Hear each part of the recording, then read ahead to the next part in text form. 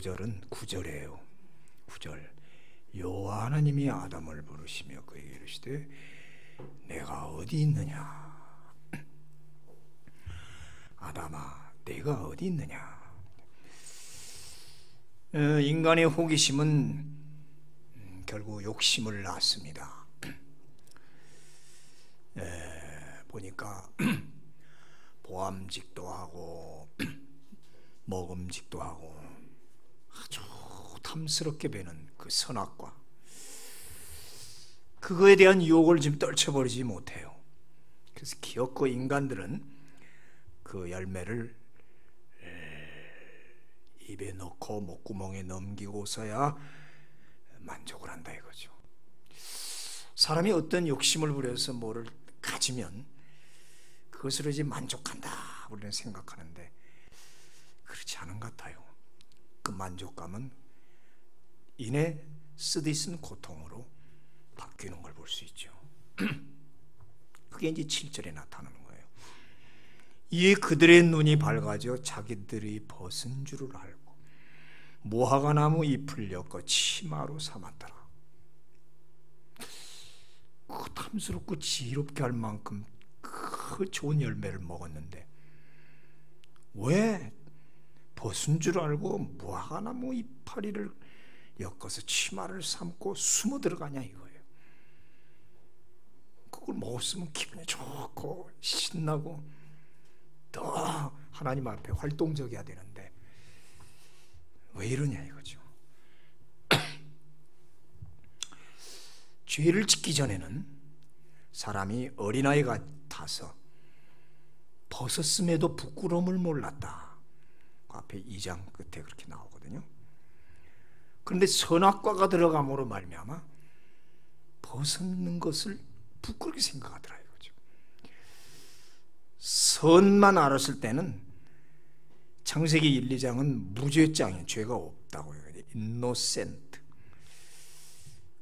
선만 알았을 때는 벌거벗었든지 뭐 했든지 하나 부끄러운 걸 몰라. 애들이 그렇잖아요. 갓난 애기들이. 근데 악이 들어간 거예요. 선악과라고 그랬어요. 그러니까 악을 같이 먹어버리니까 악이 뭔지를 아는 거예요. 악을 몰랐고 선만 알았을 때는 그냥 모든 게 다 선이야. 근데 선악과 악을 같이 들어가니까 악이 보이는 거예요. 눈이 밝아졌단 말이에요. 그래요. 몰랐던 악을 알게 되니까 앞으로 그 몸을 통해서 지을 죄를 생각하면서 그 몸이 더럽고 추하다는 걸 누가 안 가르쳤는데 스스로 깨닫고 얼른 잎사고 따서 갖다 가리더라고요. 그렇구나. 죄라는 자체가 창피하고 스스로 부끄럽고 그래서 죄는 역시 수치심을 낳는구나 하는 걸 알 수 있어요. 누가 말하지 않았는데 스스로 부끄럽게 생각한다. 이거를 우리는 양심 반영이라고 그래요. 하나님이 우리에게 양심이라는 걸 줘가지고 아무도 누가 가르치지 않았는데 스스로가 양심 반항이 일어난단 말이죠. 재밌는 얘기가 있죠. 길을 가다가 누가 소리를 지릅니다. 저 도둑놈 잡아라 그러는 거예요. 그럼 다른 사람은 도둑 잡아라면 뭔가 하고 다 이렇게 바라본다고 서서. 근데 정작 도둑놈은 뛰어 도망가요. 아무 말 했는데 도둑놈은 도망간다고. 근데 죄 안 진 사람은 도망갈 이유가 없죠. 누구야 이러고 말죠. 이게 그래서 도둑이 재발절인단 말이에요. 그 말이거든요. 인간은 별 수 없이 양심 반항이 일어난다는 거죠. 그래서 아무 소리 안 했는데 아담 하와 외에 누가 있습니까? 거기. 스스로 수치심을 느끼고 무화과 잎을 따서 치부를 가리더라 이거예요. 이게 인간이라. 그 보암직도 하고 탐스럽고 지혜를 줄 알았던 그 열매는 먹었는데 왜 사람이 기분이 안 좋고 이렇게 되느냐 이거예요. 여기 이제 큰 인간의 문제가 있잖아요. 그러고 나서 오늘 8절에 보면 그들이 그날 바람이 불 때 여호와 하나님의 소리를 듣고 동산에 거니시는 여호와 하나님의 소리를 듣고 아담과 그의 아내가 하나님의 낯을 피해서 동산 나무에 숨더라. 그날 바람이 불 때, 참나 이 구절이 뭐 있어요? 그날 바람이 불 때. 히브리 말은 아주 간단해요. 루아흐 하욤 이런 말이에요. 루아흐는 아마 많이 들었을 거예요. 하나님의 영, 성령 할 때 루아흐라고 그래요. 근데 이 루아흐가 원뜻은 호흡, 숨이야, 숨. 여호와 하나님이 사람을 흙으로 지으시고 하고 숨을 불어넣으셨더니 생명, 피조물이 됐다는 거예요. 그 다음에 이제 이 숨 다음에 나오는 뜻은 바람이에요. 바람. 루아흐, 바람. 요한복음 3장에 보면 니고데모 앞에 예수님 뭐라고 하냐면 바람이 어디서 와서 어디로 부는지 우리가 모르고 자기 멋대로 분다. 성령의 임하심도 이와 같더라. 바람이 임의로 불매 아무도 어디로 와서 어디로 가는지 모르듯이 성령도 우리에게 그렇게 역사한다. 오순절날 마가의 다락방에 성령이 강림하시니까 급하고 강한 바람 소리 같은 바람이 있었다고 그래요. 그리고 불이 있었다고 그래요. 그 성령을 이렇게 바람으로 표현했다고 했어요. 그러니까 숨 하면 바람이 나가죠. 바람 그리고 영, 하나님의 영 혹은 성령. 루아크라는 말, 숨, 바람, 영 전혀 다른 단어 같은데도 상당히 연관성 있는 단어라는 거죠. 그날 바람이 부는 날 루아크 하욤, the wind, the day 그러면 자 윈드가 있었고 the day 그날 바람 부는 그날. 그래서 이제 번역을 보니까 대충 이래요. 그들이 날이 서늘할 때에 이 개역개정 전에는 옛날 성경 보면 날이 서늘할 때에 혹은 날이 저물어 선들바람이 불 때 무슨 뭐 새번역, 뭐 현대인 번역, 공동 번역, 또 영어 번역 다 수십 가지를 놓고 보니까 대충 그래요.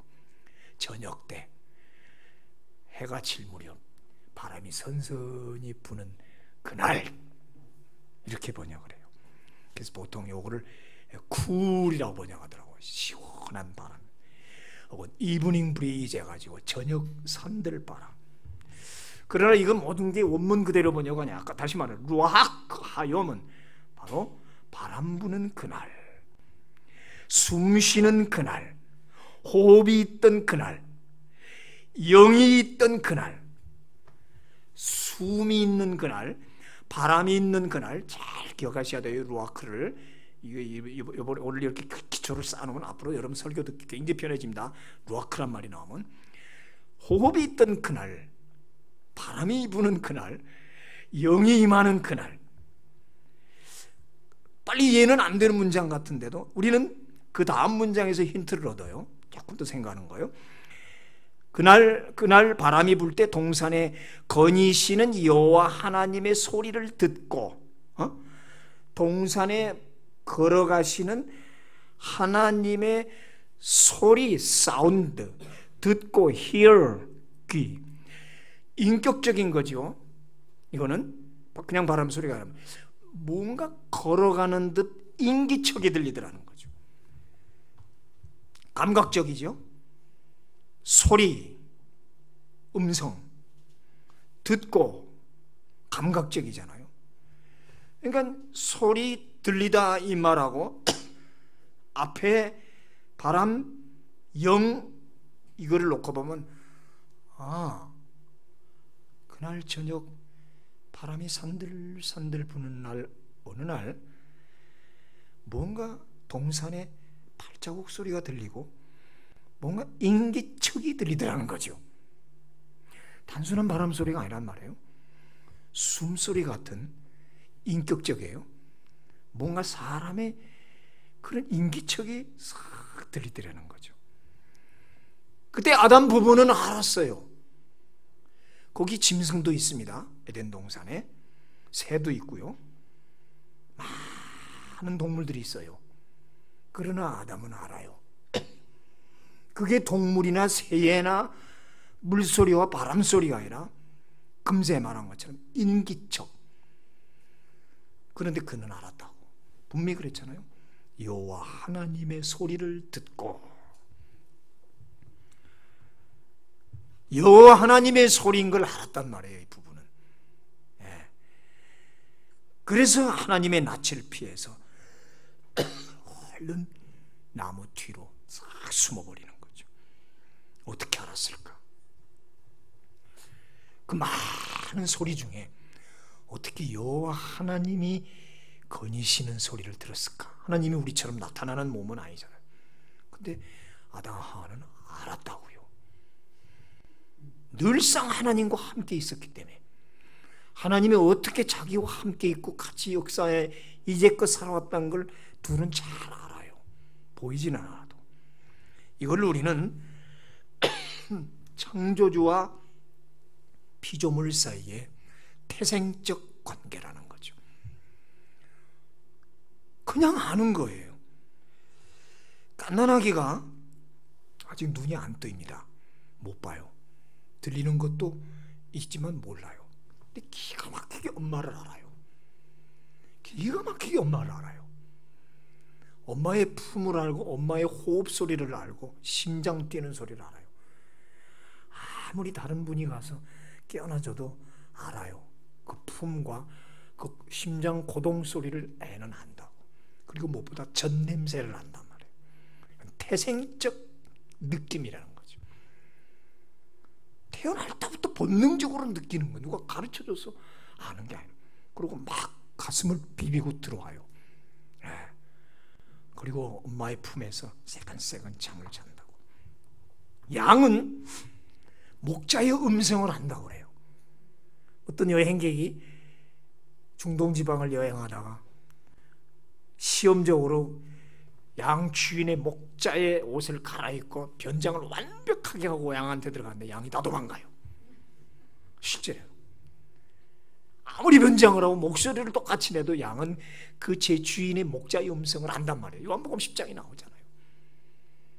그런데 왜 제 주인 우리 목자이신 예수 그리스도의 음성을 안 듣고 이단에게 가는 양은 구원받지 못했다는 거예요. 어떤 의미에서. 그래서 우리가 이단이나 이상한 데 가르치는 데 가면 빨리 거부 반응을 느껴야 그게 성도입니다. 근데 그게 좋다, 그건 이상한 거예요. 왜 자기 목자의 음성을 못 알아들어요? 그래서 우리는 본능적으로 태생적으로 하나님의 자녀는 하나님의 음성, 주님의 음성, 바른 진리의 음성을 듣는다. 아멘? 이단에 가서 헬렐레 하면 안 되죠? 그럴 수가 없는 거예요. 태생적으로 하는 건데. 연어 알죠?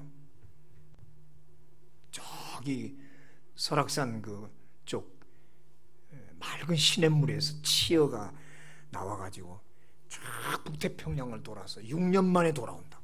큰 고기가 돼서. 도대체 어떻게 알고 돌아오느냐? 어떻게 그 조그만 대한민국, 그것도 강원도 산골짝 고성 설악산 그 냇물로 어떻게 오느냐? 아직도 신비잖아요. 별을 보고 온다, 뭐 한다. 근데 어떤 학자가 냄새 맡고 온다. 이야, 수마리 밖에서 그 연어가 6년 전에 자랐던 그 시냇물 냄새를 찾아서 온다는 거 아니에요. 이게 신비 중에 신비야. 그래서 우리 연어 얘기를 많이 하잖아요. 어떻게 알았을까? 어떻게 알까? 큰 뭔데 북태평양에서 오는 거예요. 사생결단하고 오잖아요. 와서 다 알 낳고 죽잖아요. 장렬하게 죽잖아요. 그래서 오우 펠리칸, 오우 연어, 살몬, 지저스 그러잖아요. 예수님 희생하고 갔다고. 기가 막힌 거 이거는. 모든 생물에 이렇게 태생적 귀소 본능이 있다는 거죠. 귀소 본능 알죠? 하물며 고양이도 강아지도 찾아온다고.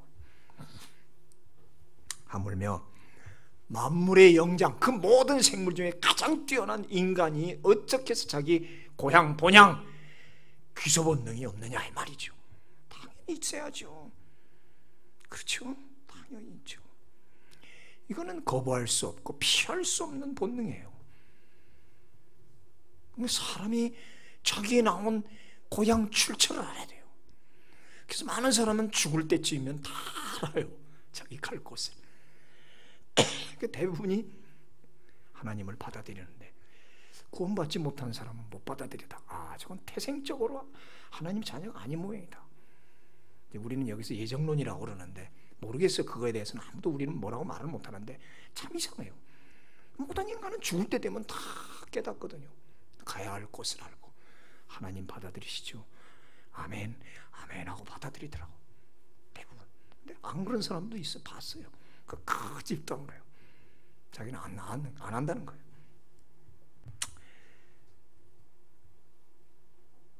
하와 아담은 평소에 하나님과 함께 있고, 그래서 하나님의 인기척이는 신기척이지, 움직이는 그런 걸 늘 봤잖아. 그러니까 아는 거예요. 뭐 어떤 거라고 말할 필요 없이 그냥 아는 거야. 하나님의 소리, 하나님의 그 인기척을 대부분이 알아차렸죠. 그러니까 오늘 호흡, 바람, 영이란 말이 통하잖아요. 하나님께서 동산에 거니시면서 아담 하와에게 소리를 내는 이 인기척, 이것이 호흡, 숨소리를 알고 싹 지나가는 그분의 바람, 사람이 지나간 바람이 씩 지나가잖아요. 엄마가 딱 지나갈 때 안다고, 애는 엄마의 치맛바람인지를, 아버지의 기침소리인지를 안단 말이에요. 그래서 하나님의 숨소리가 들리는 그날, 하나님의 영이 바람처럼 임하는 날, 그리고 신선한 바람 부는 그날 저녁 때, 자, 뜨거운 태양이 비치는 낮, 분주하고 바쁘고 정신없는 낮이 지나고 노을이 지고 해가 서산에 넘어가는, 그래서 이때는 우리는 고저녁한, 그래요. 한국말 참 멋있어. 고저녁한 저녁 때 초가지붕 뒤에 연기가 싹 올라가고, 밥 짓는, 저녁 짓는 연기가 올라가고, 개들이 컹컹컹컹 짖을 때 아십니까? 한 번씩 나가요. 바깥에 들판에 한번 나가. 오후 5시, 6시쯤 되면 해가 뉘엿뉘엿 땅거미가 질 때 그 시골 풍경, 그 정경 너무 좋잖아요. 기가 막혀. 애들 이제 손자 때문에 자꾸 보게 되는데 검정 고무신이라는 게 있어요, 애들. 근데 우리 샤이니가 열심히 봐. 그거를 얘기를 보니까 전부 우리 때 얘기야. 검정 고무신 입고 고무신 갖다가 엿장사한테 바꿔갖다가 혼나고 칠판에다가 막 낙서하고 뭐 그런 얘기들을 해요. 우리 때 얘기야. 근데 그걸 재밌게 패러디해가지고 그거 하는데 그걸 열심히 보는 거야. 그럼 내가 뽀로로 틀면 이래, 뽀로로 아니래. 그러니까 뽀로로하고 검정 고무신하고 너무 세대 차이가 나는데 그걸 보더라고요. 내가 깨달으니 우리 아내 봐, 여보, 애들에겐 정서가 있나 봐. 별 수 없는. 어떻게 아냐고, 걔들이 검정 고무신 엿바꿔 먹고 푸 부는 거 해봤잖아요. 우리 그걸 재미있게 봐요. 애들이 보니까 그 프로를 만들었겠죠, 그죠? 인간에게는 그런 저런 아련한 본능이 있구나. 겪어보지도 않았는데 참 이게 바로 이 말이거든요. 여러분, 이 밀레의 만종이 있잖아요. 저녁 노을이 착 지는데 두 부부가 농사일을 다 끝내고 저 뒤에 앙리제, 그 워낙 원 제목이 앙리제의 종이에요.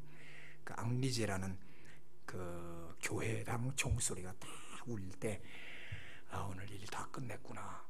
그래서 여보, 다 끝났는데 하나님께 감사합시다 하고 두 내외가 이렇게 기도하잖아요. 아슬아슬 멀리 교회가 이렇게 보이고, 만종이 왜 그렇게 아름다워요? 저녁 노을이 진 들판에서 교회당 종소리가 들리는 오늘 하루를 잘 마감하고 하나님 감사합니다. 집으로 돌아가기 전에 얼마나 아름다워요, 그 만종. 그렇죠? 이렇게 노을은 인간에게 풍부한 감수성과 어떤 시상을 떠오르게 하는 게 무엇인가 있어요. 우리 예수님도 해질녘이면 다 보내놓고 어디로 올라가요? 산으로 올라가시고 꼭 그러시죠. 혼자 산에 올라가서 고요한 묵상 속에 밤이 맞도록 거기서 하나님 아버지와 대화를 즐기시는 거예요. 오늘 그날 바람이 불 때, 너무 멋있어 이 표현이. 우리 그냥 지나갔잖아. 한번 따라할까요? 그날 바람이 불 때. 그냥 우리 바람 부는 그런 날이 아니야. 이 의미가 무슨 굳이 그날 바람이 불 때라고 했을까 단서를. 어느 날 바람이 산산히 부는 저녁 때, 분주한 낮이 지나가고 모든 새들도 보금자리로 들어가고 다 잠자로 다 들어갈 때 고요한 그 고저녁한 들판에 아담과 하와가 그러고 있는데 하나님의 숨소리, 발자국 소리, 지나가는 소리가 싹 들리는 거예요. 하나님은 이런 고요한 시간, 묵상의 시간을 우리에게 허락을 하십니다. 그래서 이 저녁 제사를 많이 드리잖아요. 다니엘도 저녁 제사를 드릴 즈음에 천사가 가브리엘이 오잖아요. 이 저녁 기도 참 좋아요. 학교에서 파할 때, 직장에서 끝낼 때 잠시 1분이라도 묵상하세요. 너무 좋은 시간이에요. 여러분 파스칼 알죠? 프랑스 철학자. 그 사람의 유명한 책이 빵세, 빵세란 말은 confession, 고백이란 뜻이죠. 프랑스 말로. 그래서 어거스틴 고백록, 톨스토이 고백록, 파스칼 고백록, 3대 고백록이죠. 이 청년이 아주 청년 때 잘 나갔습니다. 과학자요, 철학자요, 문학가요, 음악가요. 이애처럼 천재가 없어요. 마치 그 다빈치 같은 사람. 그래가지고 뭐 많은 당대의 수학자, 뭐 베토벤 같은 이런 그 당시 때 음악가들 막 사교계를 들락날락하면서 한마디로 하이클래스, 노블리제에서 논 사람이에요. 젊을 때 벌써 20대에 사교계를 쥐어잡고 유명한 명사 명인들은 다 친하고 하여튼 잘 나갔어요. 강남 사람이야지. 그러고 잘 나가던 이 청년, 나이가 들어가면서 28인가 아니야 31세인가 30대쯤이에요. 어거스틴하고 거의 비슷한데 어느 날 시큰 이제 뭐 술도 먹고 좀 취했다가 자고 일어났던가 좀 맹한 상태에 있었던 것 같아요. 그래가지고 바깥에 나와서 들판을 이렇게 바라보게 됐는데 그때 마침 노을이 지고 저녁 어스름할 때 저 뒤에서 엄마와 언니들이 아무개야 저녁 먹어야지 그만 놀고 들어와. 엄마가 밥 먹으라고 막 소리치니까 애들이 땅 따먹기 하다가, 땅 따먹기 알지? 이렇게 해가지고 그어서 땅 이렇게 따먹잖아요. 알아요? 몰라요? 그런 거 있어요. 땅 따먹기라고.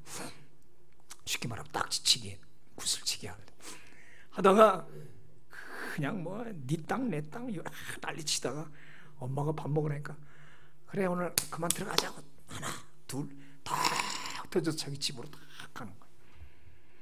그렇게 네 땅 내 땅이냐고 큰 소리 치던 애들이 때가 되니까 다 미련 없이 털고 뭐 내 땅 아니야.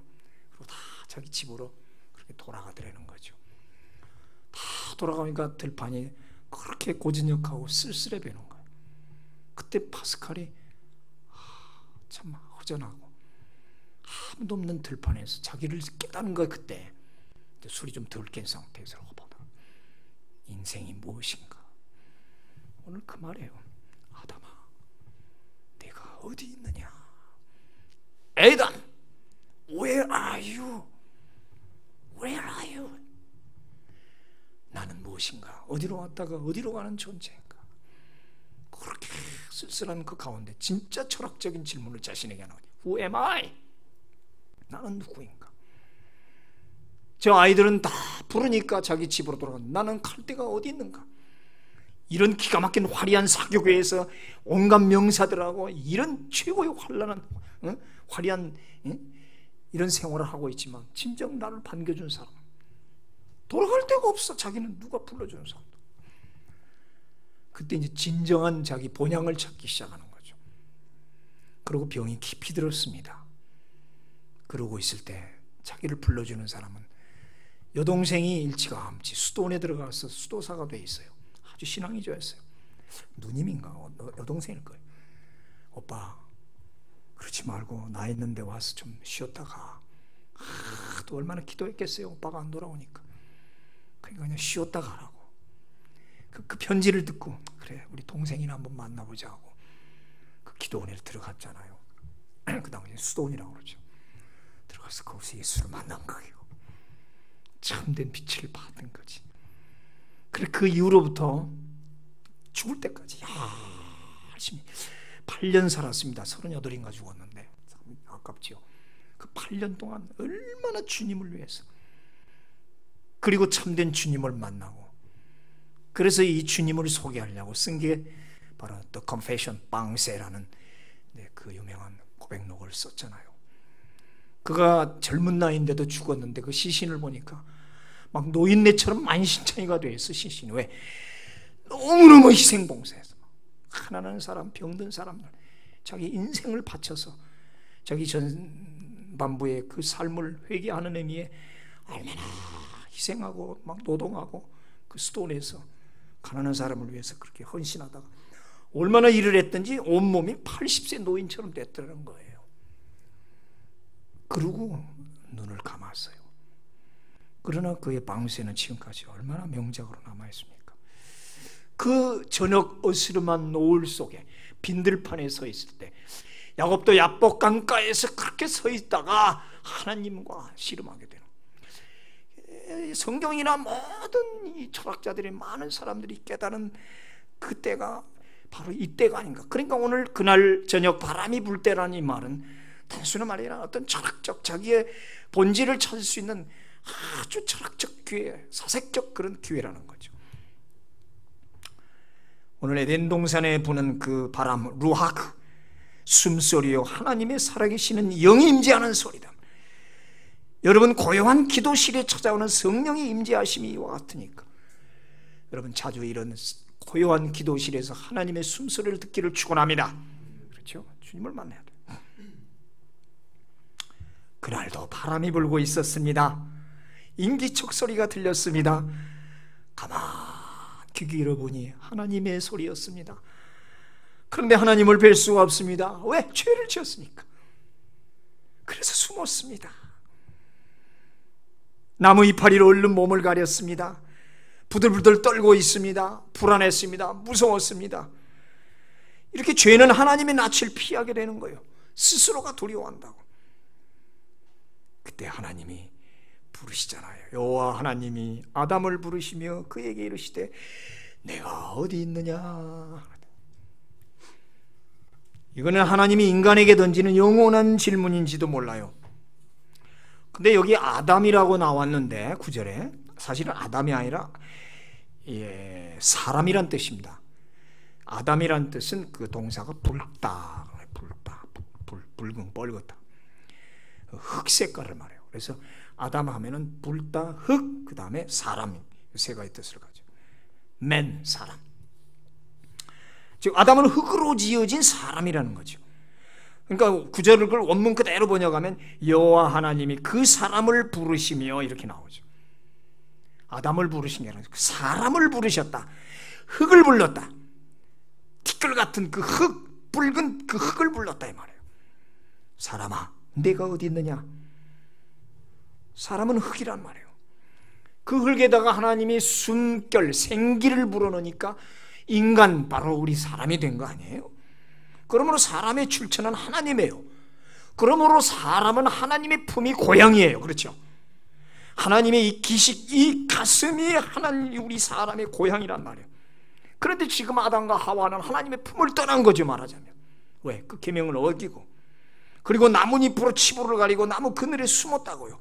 그러나 무서워 부지하신 하나님의 눈을 누가 피할 수가 있어요? 지구 끝까지라도 가서 하나님은 찾아낸다고 그랬어요. 바다 밑까지요. 그죠? 음부에 갈지라도 찾아낸다고 그랬어요. 하나님 사랑 너무 멋있어요. 내가 지옥에 갈지라도 나는 너를 꺼내오겠다는 건데, 하나님 상관하지 마셔. 나 지옥 갈래요 그래도 안 내버려둬요. 하나님은 끌어내요. 우리 같으면 가라 그러지. 안 그래 하나님. 여기 히브리어 Where are you? 히브리어 간단해. 아에카. 따릅시다. 아에카. 다시 아에카. Where are you? 사람아, 내가 어디 있느냐? 이런 질문을 받고 우리는 살아야 돼. 아에카. 근데 이 아에카가 where도 되지만 how도 돼. how. 어떻게 된 거야? 또 what are you doing now? 너 지금 뭐 하고 있는 거야? 지금 뭐 하고 있냐 말이야 지금. 뭐 누가 뭐래서 뭐가 나면 여기 가리고 이 웅크리고 두 부부가 그러고 있는 거야 나무 사이에. 어떻게 된 거야? 너 왜 그렇게 숨어 있는 거야? 아담 하와야 어디 있어? 그러니까 뭐라 그래 둘이 이르되 내가 동산에서 하나님의 소리를 듣고 내가 벌거벗었으므로 두려워하여 숨었나이다. 사람들의 변명이 늘 이래요. 벗었기 때문에 숨었다는 거예요. 벗었기 때문에 두렵다는 거예요. 그래서 하나님 물어요. 아니 누가 너 벌거벗었다고 뭐라는 사람이 있대? 누가 너의 벗었음을 누가 뭐라 그러더냐고. 여기 아무도 없어. 짐승들 외에는 아무도 없잖아요. 둘인데 그걸 일러 바칠 사람도 없는 거예요. 즉 죄인은 스스로 수치를 느끼는 거예요. 누가 말하는 게 아니라. 이게 죄의 스스로의 자각심이라는 거예요. 분명히 2장 25절에 아담 하와가 벌거벗었으나 부끄러워하지 않았다 그랬거든요. 왜? 죄가 없으니까. 죄를 짓고 나니까 죄성을 가진 자기 몸이 부끄러운 거죠. 지금 죄를 안 졌어도 앞으로 지을 걸 아니까. 인류의 대표성이죠. 이게. 이렇게 죄는 수치심과 불안과 회피심을 유발하죠. 그러면서 하나님은 그래 어떻게 된 거야? 아, 너희들 내가 먹지 말라는 그 열매 먹었구나. 근데 난 이 부분을 조금 좀 바꾸서 했으면 좋겠어요. 우리가 이제 이 부분을 해석할 때 보통 우리는 이제 하나님은 엄유하시고 우리는 막 이렇게 죄인이니까 피해 있으니까 아담아 어디 있느냐? 제가 벗었어 부끄러워요. 누가 벗었다고 말하고 그래? 어떻게 된 거야? 따먹지 말라는 것도 따먹었구나. 그럴 줄 알았어. 이렇게 우리는 생각한다고. 주일학교도 그렇게 가르치면 안 되겠어. 아니에요. 이 장면은 이걸 좀 바꿨으면 좋겠어. 그게 아니에요. 아담아 어디 있니? 우리 저 집사님처럼 증병아 어디 있니? 이러네. 엄마가 너 또 나쁜 짓 했구나. 너 먹지 말라는 거 먹었구나. 너 가지 말라는 거 갔구나. 에이그 참 왜 그랬어? 하나님 그러는 거예요 지금. 자꾸 야단치는 하나님으로 야단치려고 오는 하나님으로 항상 생각하지 말자고요. 아멘 하세요? 우리 하나님은 그렇게 친절하시고 인자하신 분이지. 뭐 내가 맨날 하는 소리죠. 뭐 애 울다가 보면 저 목사님 혼내. 목사 아이고 무서워. 목사님 혼낸다. 조용히 해줘요. 목사님이 언제 혼냈어 애를? 그 애한테 왜 목사님을 나쁜 사람으로 소개하냐고. 아니잖아요. 경찰이 아니잖아. 나는 옛날에 그랬던 뭐 울면은 순경 온다 그랬거든. 망태 아저씨 온다 그러고. 하나님은 망태 아저씨가 아니야. 순경이 아니야. 어쨌든 너 따먹지 말라는 거 따먹었구나. 솔직합니다. 이렇게 표현하는 거예요. 이 장면. 그러니까 내 마누라가 땀 주워서 먹었어요. 아내가 줘서 먹었다고 핑계를 대죠. 죄는 핑계예요. 항상. 그러니까 아내는 또 아니에요. 또 울면서 뱀이 나를 꼬드겨서 먹었어요. 하나님 아시죠? 항상 인간은 이렇게 서로 핑계를 대는 자기 죄를 전가시킨단 말이에요. 아담은 아마 그렇게 생각할지도 몰라요. 하나님이 주신 하와가 나를 꼬드겼습니다. 하나님이 주셨잖아요. 이 아예 내 선물로 아내를. 하와도 또 그렇게 생각할 거야. 하나님이 지으신 뱀이 나를 꼬드겼습니다. 그러면 최종 책임자는 누가 돼요? 하나님이 되는 거예요. 주시고 지으신 분이 책임을 지라는 거죠. 인간들은 항상 자기의 잘못을 하나님께 돌리는 거예요. 왜 선악과는 만드셔가지고 우리를 이렇게 힘들게 하냐 이거예요. 안 만들었으면 괜찮아요. 왜 만드셨어요 그거를? 참나.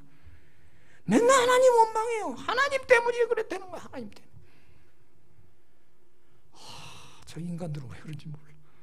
결국 최종 책임자 하나님. 하나님만 맨날 그래 내가 잘못했구나. 하나님 맨날 그냥 알았다. 애들 못된 것들이 꼭 부모 탓하고 엄마가 내게 해준 게 뭐 있냐고 그러고 내 참 기껏 키워놨더니 아빠가 내게 해준 게 뭐 있냐. 참 앞으로 좀 써놔야겠어 해준 거. 어떤 엄마는 그 쓴다며 다 지출한 거 결혼할 때 야 이만큼 내놔 그런다며. 그런 마음이 있지 않을까. 어떤 학자에서 썼는데 맞아 그래 맞는 것 같아. 어떤 분이 감옥에서 나와서 고백하는 소리를 듣는, 뭘 잘못해가지고 두세 사람이 공모를 해가지고 사기를 쳐서 징역을 사는 거예요. 그래서 이 사람은 크리스찬이었어요. 뭐 어떤 실수로 그렇게 됐는데 자기가 잘못한 걸 알고 깨끗이 제가 인정하고 그래서 감옥 살았어요. 가서 2년 살고 나오는 거예요. 나오는데 공모했던 두 사람은 끝까지 아니라고. 그 사람은 살고 이미 나와서 해방감에 기뻐하는데 두 사람은 아직도 공소 중이야. 재판 중이야. 끝까지 1심, 2심, 3심 아직도 재판 중이야. 안 끝나고. 여기서 이제 참 좋은 비유야. 빨리 죄를 고백하고 자기 그걸 한번 뭐 맞을 건 맞고 깨끗이 해결하고 나오면 해방감이 사는데 그걸 끝까지 변명하고 아니라고 그러고 계속 소송 걸고 또 항소하고 막 하다가 얼마나 불안해. 남은 지금 해방을 느끼고 있는데 이 사람은 지금도 아직도 공소 중에 싸우고 재판 중이고 불안하고 얼마나 불안하겠어요. 끝없는 다툼. 인간은 끝없는 다툼을 하고 딱 하나님께 나와서 잘못했습니다 고백하고 주여 용서하옵소서 이제 주님만 믿습니다 하면 될 걸 그냥 또 고집 피거든요. 끝까지 하나님 핑계대고. 세상 사람들 그렇잖아요. 아직도 하나님 핑계대고 변명하고 자기가 잘났다고 그러고 왜 그렇게 불안한 인생을 사냐 이거죠. 어쨌건 하나님은 죄 지은 에덴 동산에 찾아오십니다. 그리고 거길 거니십니다. 아무 소리 않고 거니르시는 아담 하와 옆에서 살살 바람을 일으키면서 그냥 거닐기만 하시는 거예요. 하루 종일 거니는데 시원한 저녁, 그날 저녁 바람이 불 때 조용하니까 그동안 아마 새소리, 사자 으앙소리, 물소리 뭐 때문에 안 들렸는 것 같은데 모든 것이 자기 집으로 돌아간 고요한 때가 되니까 하나님의 숨소리가 이제 들리고 하나님이 지나가는 바람 소리가 들리고 하나님의 영의 소리가 들리는 거예요. 참 의미 있잖아요. 루아흐 하욤. 죄지은 그 장소에 두려워 숨어 있을 때에라도 우리 하나님은 친히 방문해 주시고 부르시고 말씀하신다. 야단치기 위해서가 아니라 대화하려고 오시는 분, 책망이 아니라 도와주려고 오십니다. 소통의 단절은 늘 인간 편에서 만들잖아요. 언제 하나님이 소통을 단절해요? 인간 편에서 소통을 스스로 죄짓고 스스로 도망가. Where are you? 사람아 내가 어디 있느냐? 이 말은 Where are you from? 너 어디서 왔느냐라는 본질적 질문일 수도 있어요. 너는 사람 흙이야. 너는 연약한 줄 알아. 불의한 자인 줄 알아. 늘 숨기 바쁘고 인간은 숨기 바쁘지만 하나님은 찾기 바쁘신 분이 항상. 탕자는 도망가기 바쁘고 숨기 바쁜데 아버지는 계속 찾기 바쁘시잖아요. 지구 끝까지 찾아 나서잖아요. 이런 양 찾아 나서는 선한 목자. Where are you가 바로 Where are you from? 어디에 있느냐? 있어야 할 자리를 묻는 거예요. 출처, 현주소를 묻고 있죠.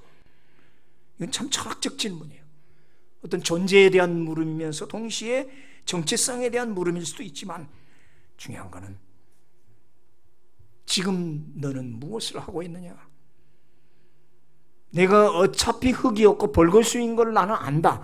내가 벌거벗은 거 흙이라는 거 나 안다. 뭐 그거 가지고 너 지금 숨고 그러냐? 그게 문제가 아니라는 거죠.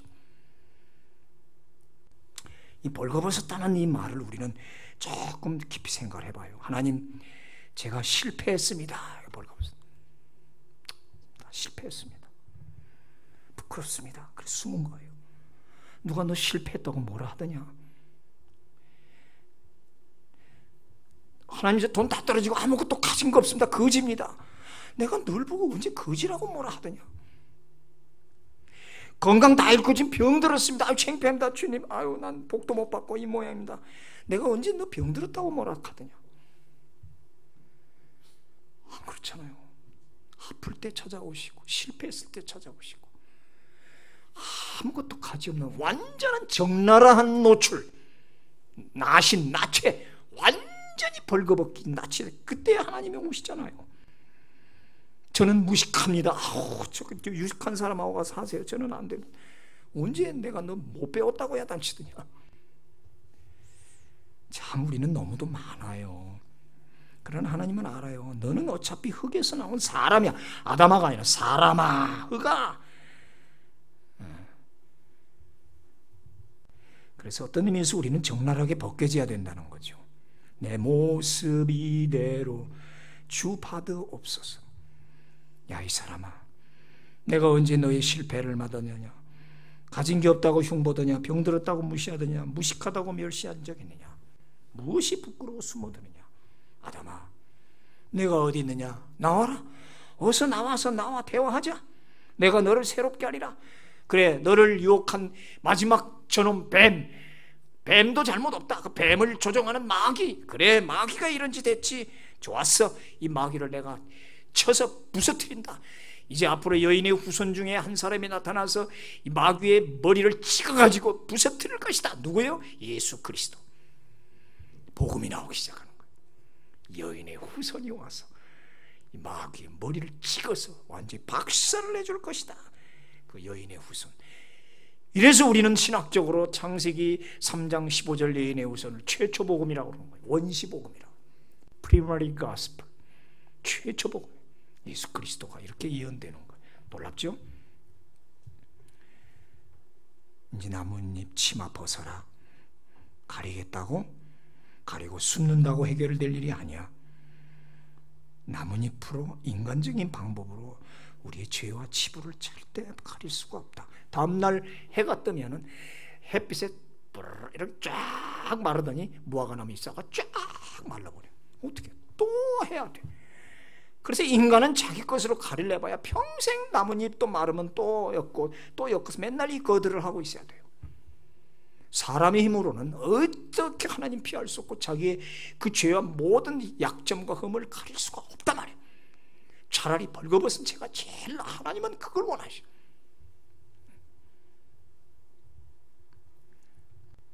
그렇죠? 그래서 하나님이 이제는 알고 이리 와. 양을 잡으시는 거네. 양을 잡아서 피를 내고 피 묻은 그 살 가죽. 여기 양의 가죽 21절의 이 가죽 옷이라는 거는 우리가 말하는 벗겨가지고 그거를 다 씻어내고 응달에 말려서 쫙 펴가지고 냄새 화학 처리해서 지금 나오는 이런 가죽이 아니라고요. 그냥 막 떠낸 그 살 피에 채 묻은 그걸 이 아담과 하와에게 치마를 해서 입힌 거예요. 피가 철철 흐르는 살,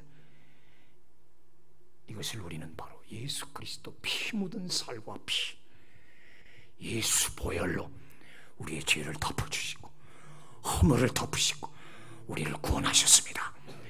이게 예표론이라는 거고 구속론이라는 거.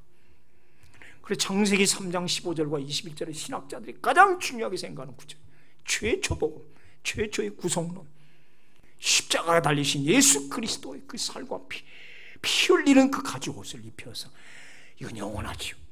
영원히 가리는 거예요. 이 피로, 영원히 이 피로 우리의 죄를 가린다. 말씀을 맺습니다. 인간은 어쩔 수 없습니다. 잎사귀와 나무수에 숨을 수밖에 없는 존재입니다. 그것이 죄로 말미암았든지 실패와 좌절로 말미암았든지 우리가 가를 수 있고 숨어 피할 수 있는 곳은 나뭇잎과 나무 뒤일 뿐이죠. 그러나 전지하신 하나님 앞에 그것은 다 노출되고 폭로될 수밖에 없다.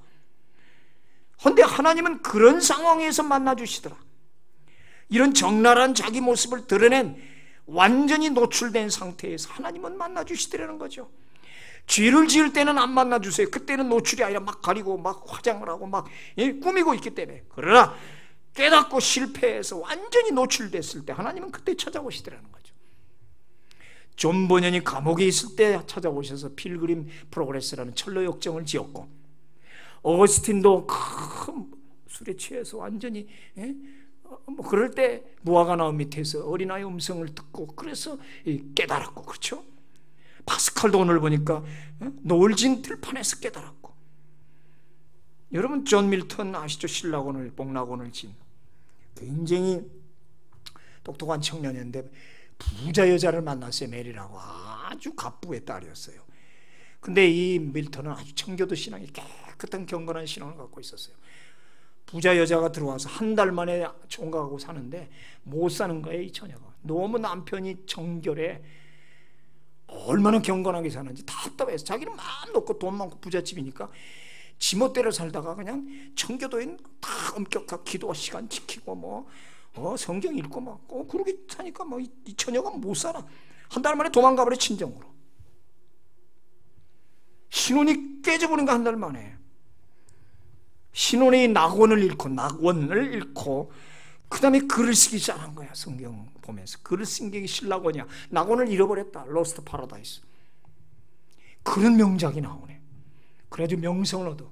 2년 동안에 유명한 작가가 됐어. 그리고 그 이 처녀는 가정이 완전히 몰락해 가난뱅이가 돼서 할 수 없이 손들고 와 남편한테 받아줬어요. 그래서 복락낙원을 다시 회복해요. 그래서 복락원을 또 지어요. 재밌죠? 소중한 것을 얻기에 우리 많은 것을 잃을 때가 있어요.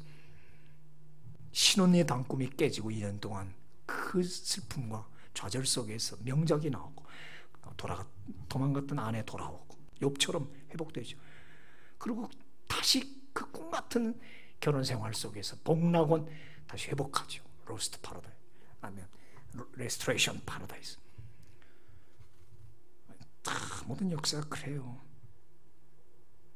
절대 고독 속에 우리는 하나님이 찾아오십니다. 부르시고 말씀하시는 것. 오늘 하나님의 초청을 받아들이길 바랍니다. 하나님은 늘 자비롭고 인자하신 분이 하나님 앞에 꾸미고 숨기지 말고 적나라하게 오늘 너희 마음문을 열어놓고 그 주님 맞이하면 여러분 되기를 축원합니다. 전능하신 하나님 감사합니다.